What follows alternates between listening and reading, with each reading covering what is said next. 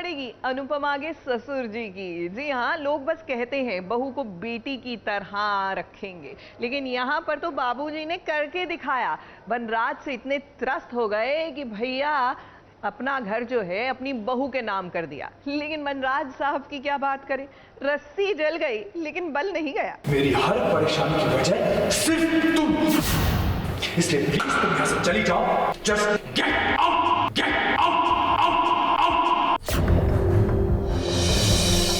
इस घर का काम है ना तुझे।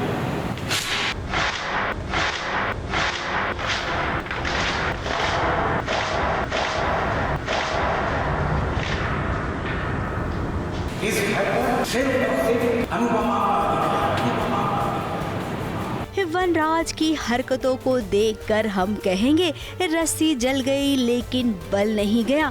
घर वालों के सामने वनराज की करतूत तो आ गई, लेकिन इसके बावजूद अब भी वो टेढ़ा ही है। बाहर जाके तुम यही बोलना जो भी तुमने मेरे सामने बोला। जरा वनराज की हिम्मत तो देखिए, अनुपमा को इस घर से जाने के लिए कह रहा है। Just get out, just get out.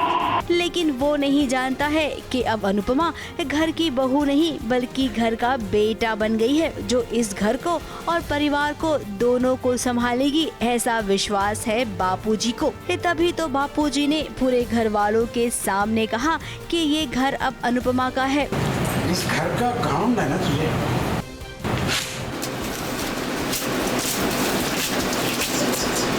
कागजों के साथ तेरा घमंड भी आज चूर हो गया। ये घर आज से बल्कि अभी से सिर्फ और सिर्फ अनुपमा का है, अनुपमा का है। इस घर पर सिर्फ और सिर्फ अनुपमा का अधिकार है। अब वनराज भले ही बेटा है इस घर का, लेकिन उसे ये समझना होगा कि जो गलत होता है वो गलत होता है। बड़े बुजुर्ग कभी भी गलत का साथ नहीं देते हैं, वो जानते हैं कि सही क्या है और गलत क्या है। बस वनराज के लिए तो हम यही कहेंगे कि अब भी संभल जाओ, वरना देरी तो हो ही चुकी है। कहीं ऐसा ना हो कि इस घर से भी आपको धक्के मार के निकाल दिया जाए। ABP news report.